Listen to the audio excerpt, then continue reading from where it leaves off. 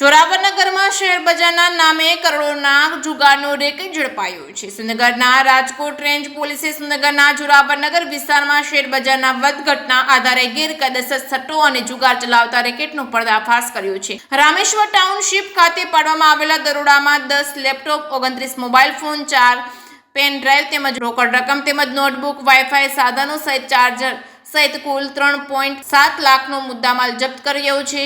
રાજકોટ રેન્જના નાયબ પોલીસ મહાનિરીક્ષકના માર્ગદર્શન હેઠળ રેન્જ ટીમને મળેલી ચોક્કસ બાતમીના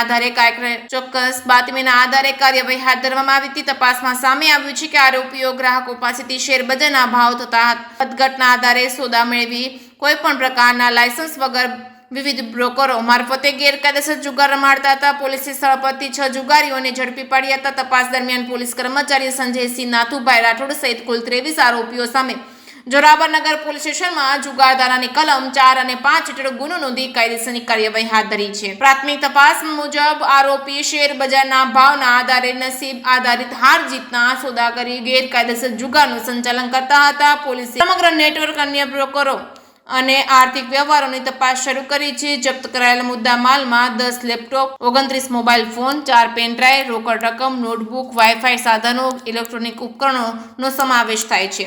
જેકે સિંગુલર સાથે મહેશ ઉતરિયા, સુરેન્દ્રનગર.